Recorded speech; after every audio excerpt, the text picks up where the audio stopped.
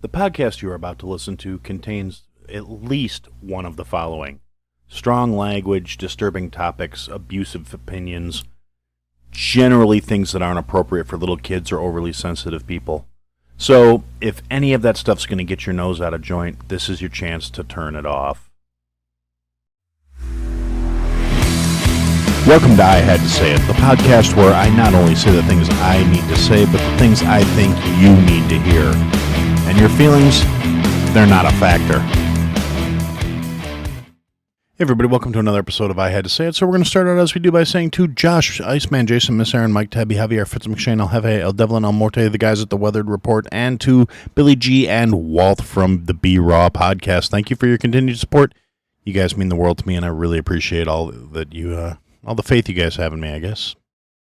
I'll try and be worthy of it, you know? And speaking of being worthy about things, that's going to be a nice little lead into some of the stuff I want to talk about this episode. Now, it has not been any shortage of a week as far as newsworthy events go, but as is my wont sometimes, I'm not really going to talk too much about the news this time. It's going to be more about my observations on the matter because, frankly, that's just where we're at right now. Now, technically, this episode will be the first one dropping after the 4-year anniversary of this podcast. The first episode dropped on August 31st, 2020. Let's see. There's really actually 2 episodes dropped that day. No, 3 episodes dropped that day, because I guess I had a couple in the can before I decided to before I really figured anything out as far as how this show's going to go. Before I figured out format and timing and all this other stuff. And I'm not going to go back and listen to those early episodes because they're probably hot garbage. But there was a little, 15 minutes talking about myself, 15 minutes talking about general stuff, and then another 17-minute one talking about general stuff, all released on August 31st, 2020. So, literally, this was, like I said, the 4-year anniversary of this show.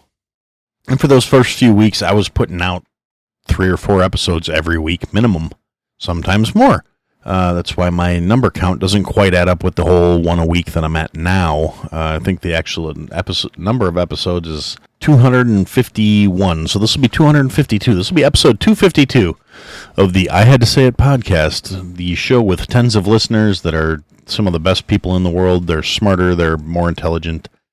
I would be smarter, wouldn't it? I guess I'm not more intelligent. They are definitely prettier. They're more fun to be around. They're fun at parties. They smell better. Okay, that'll be enough blowing smoke up the asses of my tens of listeners. Love you guys. Appreciate that you're here with me. But yeah, so I'm just kind of dwelling on some of the stuff that goes along with this show and the what I've kind of learned over the last few years. I've met some amazing people. I've made some really cool connections, people that I consider my friends now. I've learned how to identify my own vocal tics and fries, and I can identify them in waveform now. I know what looks like in a pause. I know what looks like in a waveform. I know what looks like in a waveform. So it's really it's been an interesting little ride. And I'm not going to really dwell on the past too much, but I did want to at least address something. When I started out this podcast, I did not intend to go into the Alex Jones territory of, screaming that they're turning the frogs gay and wrapping my head in tinfoil because the government mind control rays are going to erase my brain. And I really didn't think about it in terms of I'm going to be the next Rogan. I'm going to be big and popular and famous and successful. I literally started this podcast because I had nothing else to do. I was laid off, and yelling into the void just gave me an outlet. It was a vent. And I've gotten better at it in terms of, at least I like to think I've gotten better at it in terms of production quality and staying slightly more consistent with production in terms of schedules and timing and delivery and consistency, which are all supposedly important to growing your audience. Not that I still don't worry about that overly much, which kind of makes me weird, I guess, in the indie podcast circles. Since that is still mostly who I interact with on social media.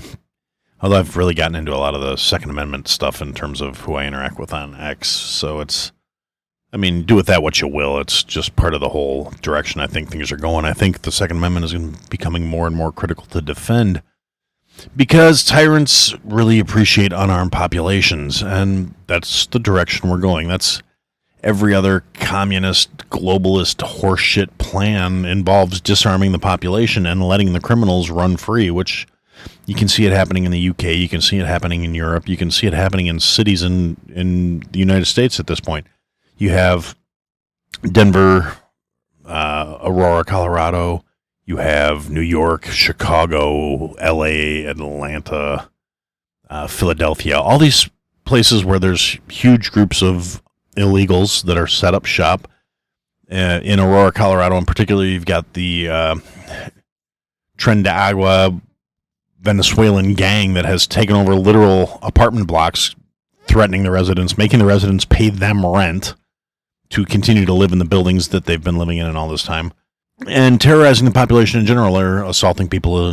They've been given the green light to attack cops. It's a terror situation. The police department, the talking heads, the government, the governor, the mayor are all denying that it's a problem, even though there are constant reports and actual videos showing this shit happening. But, oh no, that's the media. They're claiming that's the media trying to gaslight people and trying to misdirect people and trying to make it seem worse than it is, as an attack on these poor, vulnerable, asylum seekers and blah, blah, blah, blah, blah. It's realistically, again, when I started the show, I didn't anticipate it going the way it did. I did not anticipate. It's still a check valve for me. This is still pressure relief for me. This is still what keeps me from snapping when I have to interact with people in the real world, is knowing if I get frustrated enough, I just bottle it up and I save it for the show. Or I write down some notes and I keep that so it's something I wanted to talk about to get it off my chest. And that's what steers a lot of the creation of these episodes, is what happens to me over the course of my week. So some weeks it's a lot harder to put something together because I have a fairly tame week. I don't interact directly with anybody that pisses me off too much. The last few weeks I've been kind of unplugging from social media compared to how I used to do it, because it seems to be better for my peace of mind, because the dumber shit gets, the worse it is for my mental health to be immersing myself in it all the time. And I think that goes for all of us. It's a stereotypical thing to say, but yeah, we all need to get out there and touch some grass every once in a while. And that's really what I've been doing personally, is I've been trying to be more grounded in the real world and more active in my real life. With the exception of going on other people's shows, which shout out to Grace Taproom for having me on. We recorded this past Friday. Episode should have dropped yesterday based on when this episode's coming out. And it was a really good time. I had a lot of fun talking to Mike and Tabby. I always do. They're fantastic people. I love them dearly. And then if you sign up for their Patreon, plug, you could get access to the every month they do a last call episode.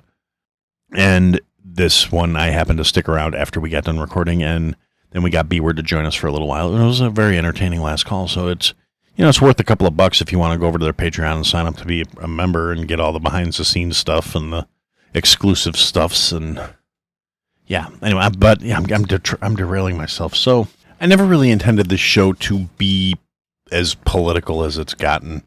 I never really intended it to be so much just me ranting and raving about the social ills as I see them in this country. However, that's where we're at. That's the stuff that's on my mind, so that's the stuff that winds up making it into the episodes. And I can't do anything about it, and you guys that listen on a regular basis seem to enjoy it and seem to appreciate it, so I guess I'll just keep doing it.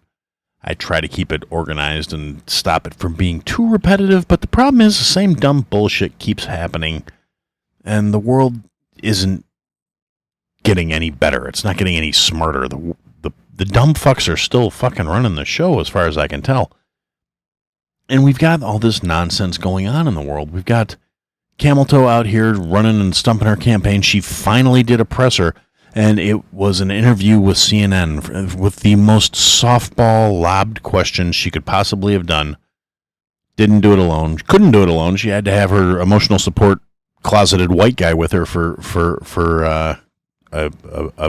a check, I guess, a balance, a breaking case of glass emergency fucking flamboyant old middle-aged white dude. Old middle-aged is an oxymoron, but no. So Tim Walz was there, and this was like a 40-some minute interview by CNN. It was not live. It was not unedited. It was cut and chopped and screwed and all this other shit until the point where they wound up releasing 18 minutes of footage.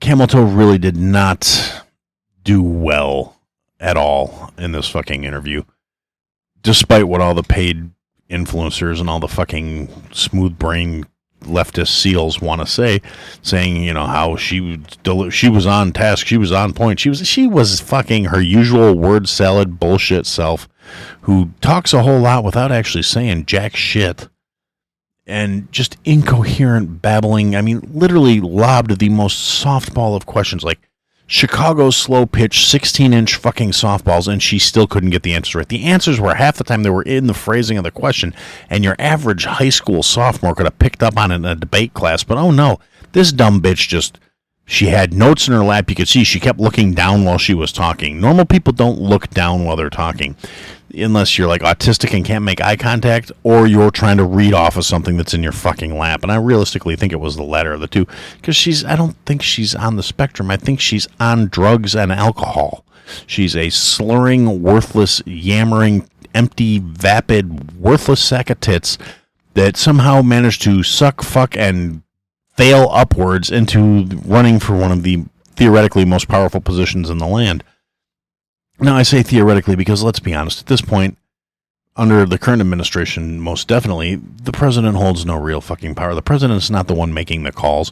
Biden has been on a beach for the last 16 fucking days because apparently he needed to recuperate after, all that really hard work at the DNC of coming out, rambling, saying incoherent shit, getting really creepy quiet, and then yelling really loud. And so, he had to go take a nap on the beach for 2.5 fucking weeks. Because, let's be honest, that cocksucker ain't running shit. We all know it. And if Camel Toe gets in the office, if they manage to execute this deal, because I refuse to believe she's popular enough. She went from being the least popular vice president in history to the DNC's darling in a matter of like 2 weeks without talking to a single human being, without doing a single press interview, without saying or doing anything of note other than hating on fucking Trump. Hate is literally all the left has at this point. They've gone full circle from being the anti-establishment, anti-war party to being the, printing money out of thin air to fund these conflicts all over the planet and just rule me harder, daddy. And it's fucking pathetic. It really is. And technically, here, let me check. Okay, just to verify after quickly Googling it, just to make sure, yes, Camel Toe is a fucking boomer still. So the boomers are still running the show. The Gen X coming to the plate to save things will not be tainted by her worthless cackling ass. So yay for us. But realistically, Gen X needs to get off the bench. I'm not even sure we're going to save ourselves anymore. I don't know if we can. I think the system's too broken, too corrupt, and too fucked. And again, these are not the ideas I started the podcast with the intention of putting out there. This is not why I started the show. I started the shows basically screaming into the void because I didn't have anybody to talk to, because we were all locked in our homes and kept the fuck away from each other, which helped facilitate this current horse shit that we are dealing with now. And again, for all the people who want to start screaming what a right-wing radical I am, I place a lot of the blame squarely on Trump for being manipulated into shutting the country down and handing all his power over to that fucking angry little dwarf Fauci. And speaking of angry little dwarfs, while I'm thinking of it, one of the reasons we still have free speech to an extent on social media, and we're still allowed to network outside of the mainstream media, the simple fact of the matter is mainstream media is utterly fucking worthless. It is the propaganda arm of the DNC at this point. Even the traditionally more conservative outlets are still towing the party line, echoing a lot of bullshit. And it's getting actually a little more common to see news anchors speaking out and calling out this horse shit, but it's never well received, and it's never the official fucking line. But it's like journalism's dead at this point. Journalism is now citizen journalism. It's only being done by independent people on pretty much exclusively X and maybe Rumble and to a lesser extent Truth. But Truth is kind of like way too right-leaning for my personal tastes. But, like I said, I'm not a right-leaning guy. I'm a normal motherfucker from 25 years ago. But still, the propaganda's out there. And if it wasn't for X, we wouldn't have it at all. And then over the past week, the founder of Telegram was arrested in France, and basically they're threatening to charge him with like every crime anyone ever used Telegram to commit, whether it be sex trafficking or drug trafficking or anything else, and blah, blah, blah, because he didn't want to cooperate and hand over records to the government. And so they arrested him, and they threatened to put him under the jail, basically, for facilitating speech they didn't fucking like. And in that same vein, we've got, like, the country of Brazil. The entire fucking country has basically tried to ban X because it doesn't want people sharing narratives that aren't the official government line, and they're calling it disinformation and hate speech and all this other shit. And they're trying to regulate it, and they have seized assets from X that existed within the borders of their country. They are taking shit that they have no claim on because Elon refuses to fucking cooperate. And they've now started threatening their citizens, saying if you use a VPN to access X from Brazil, you could be liable for up to fines of, I think it was up to like $8,500 a day or something, like some ungodly amount of money, because they're trying to suppress and control their population. And one of the most effective ways to do that is to eliminate free communication and the free exchange of ideas. This is not like a new concept. This has been going on for generations. Every time there's a major, it's like he who controls the narrative controls the people. And as long as the people can't effectively communicate with each other, it's a lot harder for dissent and coordination and organization to grow to overthrow oppressive regimes. That's why you get things like the underground during the wars, and things that are, plotted and schemed in backrooms and alleys, and that's why we all need our own personal green dragon to plan things out in. But it's, for better or for worse right now, we have X, which is, and even that, the algorithms, there's no reason I should be seeing metric fuck tons of everything Camel Toe posts, but I do. From Camel Toe HQ, from the VP account, from the White House account, from the president's account, from all these nonsense, bullshit, horseshit people that I don't believe or agree with. They're still primarily what's in my feed. I mean, granted, I see a lot of right-leaning individuals too, because I make a point of interacting with both sides just to keep my algorithm kind of balanced, because that's really the only way you can do it. But if I'm being honest and analytical about it, I see a lot more left-leaning shit than I do right-leaning shit, even though I agree more with the right-leaning shit. I interact in terms of speaking with people more on the right-leaning shit, other than basically calling out Camel Toe's people on a regular basis and the intern at the White House for being a worthless sack of shit. But Elon and X are realistically still the only real place, other than private chats, where you can have any kind of interaction that resembles unregulated free speech. Because Zuckerberg came out recently and admitted that Facebook and Meta, under pressure from the White House and from the FBI, actively censored and took information that was valid without being valid and censored it. And he basically came out and said, I'm sorry I did it, I regret doing it, and And then he tried to claim that the $400 in Zuckerbucks that he used to fund campaigns during the last election, he didn't realize it was going almost exclusively to left-wing consultants because his wife was in charge of all that. So he basically came out and did a lot of oops, my bad, because even this motherfucker, either it's one of three things happened. Because his last couple of public appearances, he looks a lot more human than he ever did in his youth, because a lot of people used to talk shit about how pasty he was, how pale he was, how robotic his motions and his behaviors were. He looks a lot better these days. He's got some muscle mass on him. He's got color to him.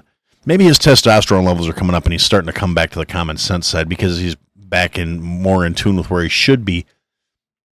Or maybe he just reads which direction the wind's blowing and realizes how fucked he's going to be if the left loses this time.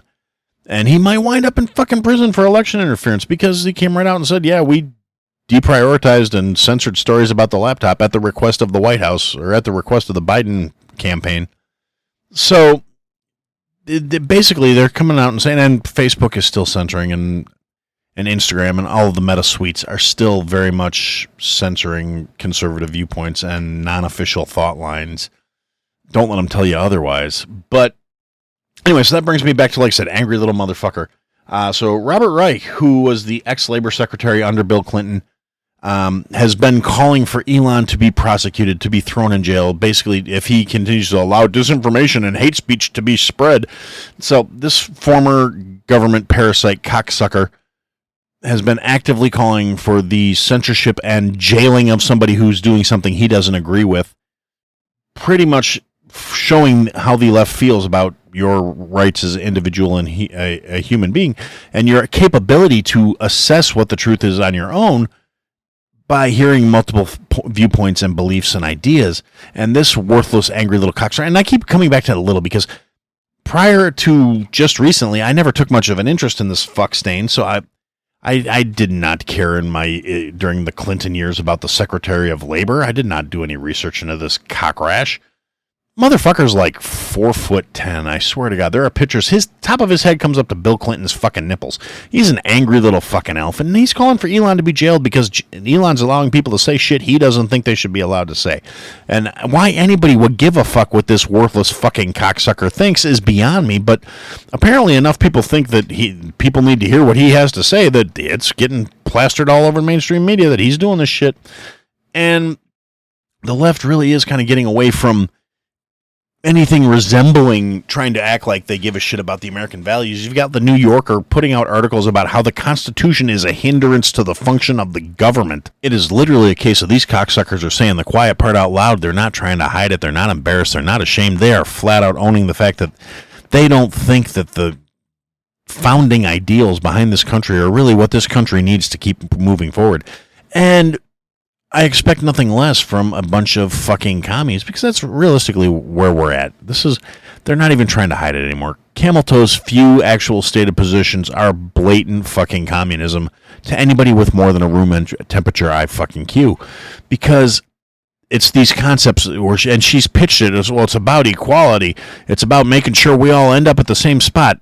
That's literally Marxist thinking. That is not realistic or fair or motivational. There's a reason communism fails every fucking time it's tried. Because when there's no incentive to do any better, because no matter how lazy and worthless you are, you begin to tap into the fundamental core of human nature, which is people are going to do as little as they can to get by, to be at a level of comfort they're willing to accept. If everybody winds up getting the same thing, no matter how hard they work, there's no motivation to work fucking hard. And the people who are inherently hard workers are going to look around them, see that they're not being treated fairly because their hard work is not rewarded. It is just simply made worse by the burden of the lazy motherfuckers who get the same life they get without putting in any of the fucking work or effort. And it's demotivating. It leads to shortages, breadlines. All the horse shit she wants to implement has failed literally everywhere it's ever been tried, but you know, nothing stops a Marxist from thinking that their ideas are brilliant. It's not that it's not that the ideology is flawed in and of itself. It's that just hasn't been implemented properly. But this time they're going to get it fucking right. If you want to hear a really great summary about it, go look for The Fat Electrician on the Unsub podcast. I can't think of the episode off the top of my head, and I'm not going to go look it up.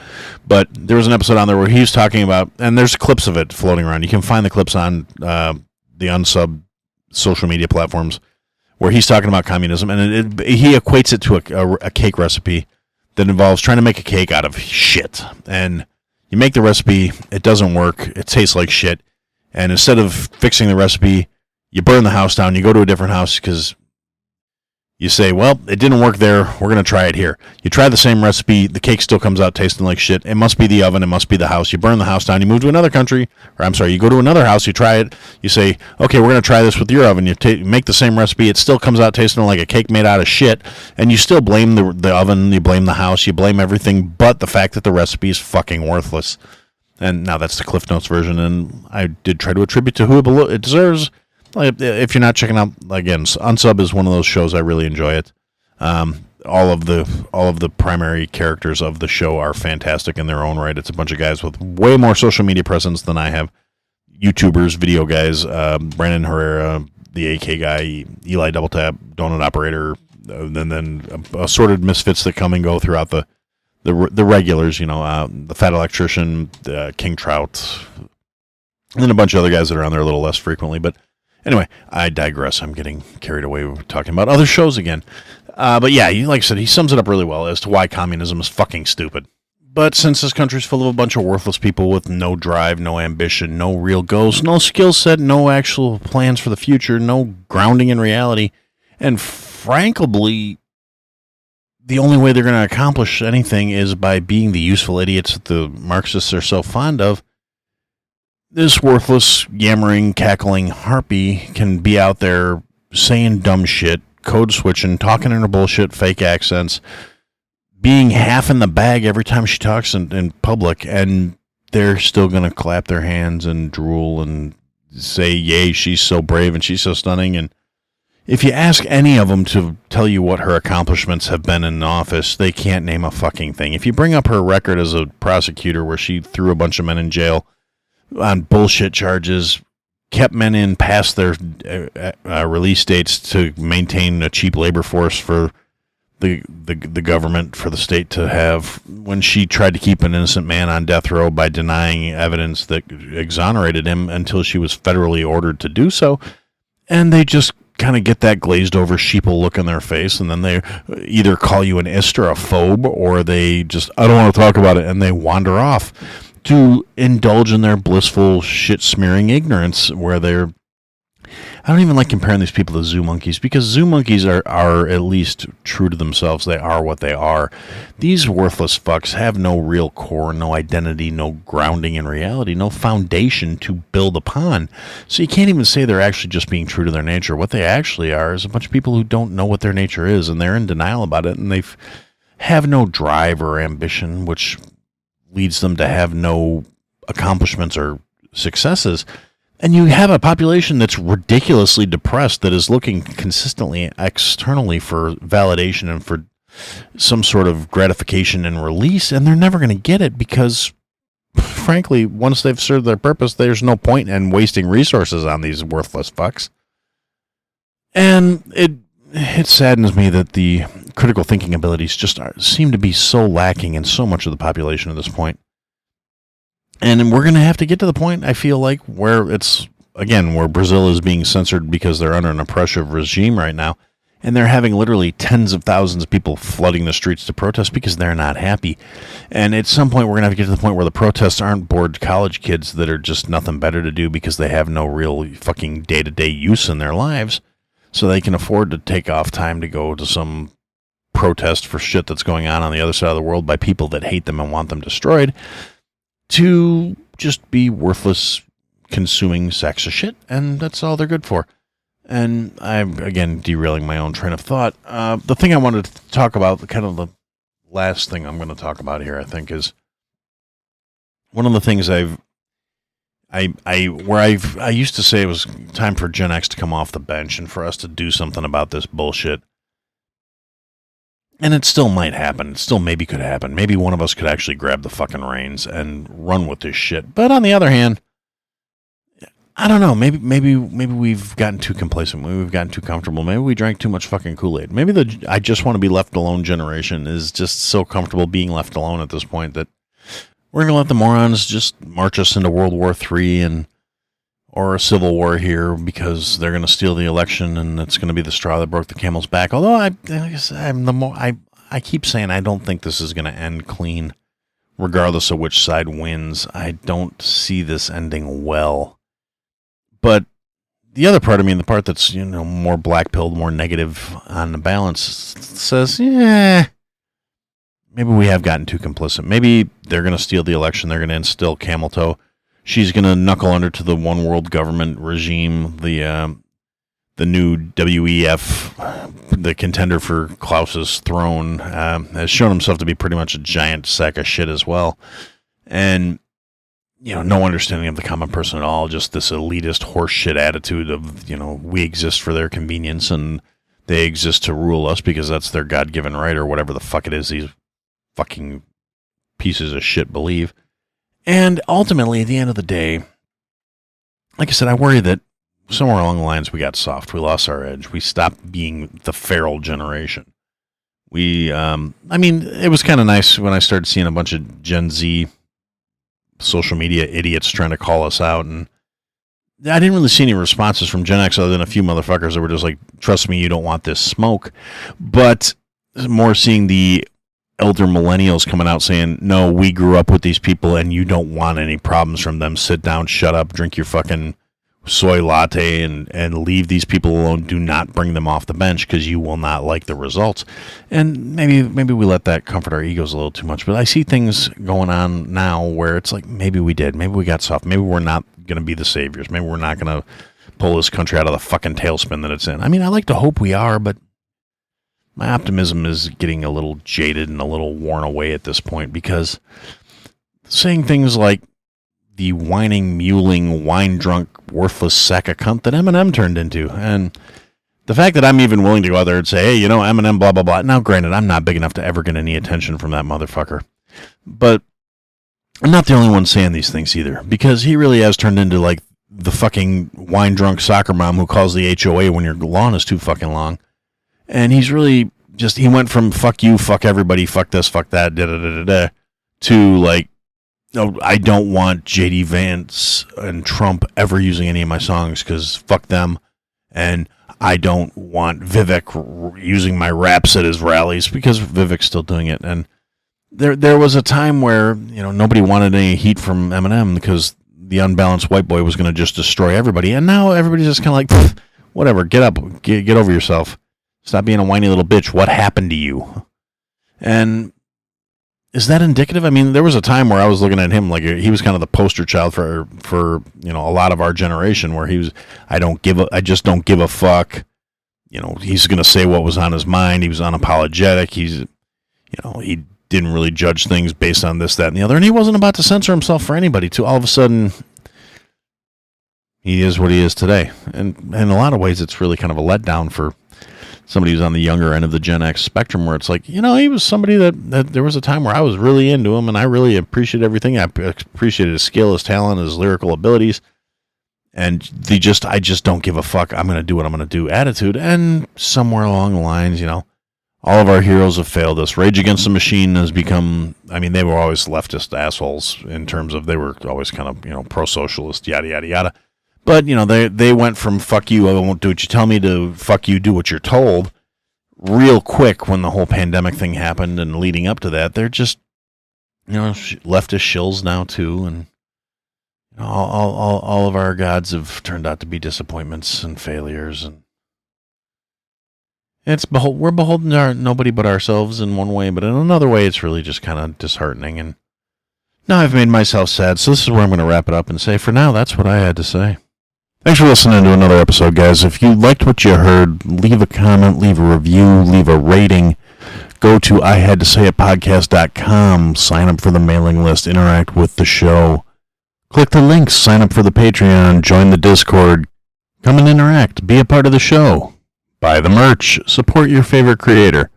Or support me. Anyway, thanks for listening, guys. Till next time.